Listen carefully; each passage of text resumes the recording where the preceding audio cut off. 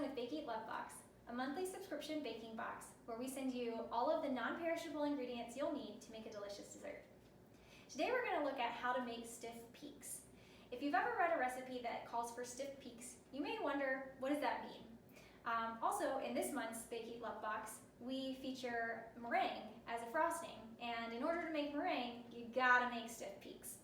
So what I'm going to show you today is the equipment that you're going to want to have in order to make those stiff peaks, as well as how to go about making them and how you know once you've achieved the stiff peak.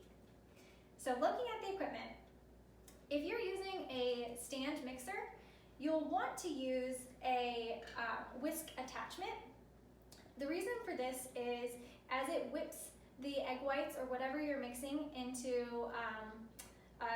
the stiff peaks, it actually puts a lot more air into the mixture than, say, a paddle attachment would.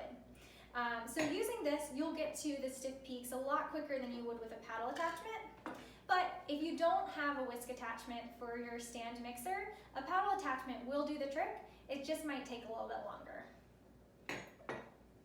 If you don't have a stand mixer, totally fine.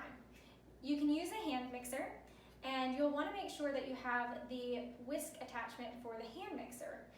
The reason is the same as it is for the whisk attachment for the stand mixer, but with the hand mixer, it's just a little bit smaller, and there's generally two of them.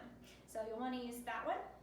If you don't have that particular attachment, you can still use the typical beater that you're given with any hand mixer, and you'll get there too. It'll just take a bit longer.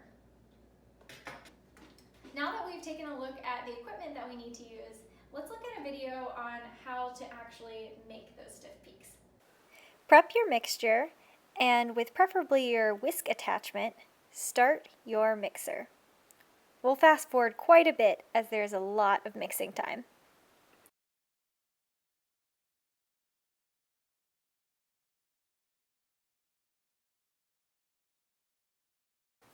Let's check the consistency. We'll use a hand whisk to do that. Yikes, it's still really runny. It's going to take a lot more mixing time.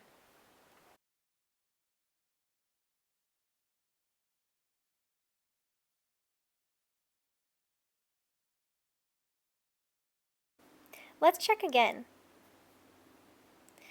It's still really wilty and soft.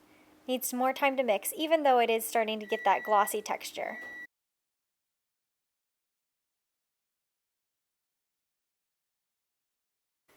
Okay, let's check again. It's getting a lot closer, but it's still wilty. You can see it's starting to get a little bit stiffer, but the peak still bends over. You don't have stiff peaks yet. Let's keep mixing.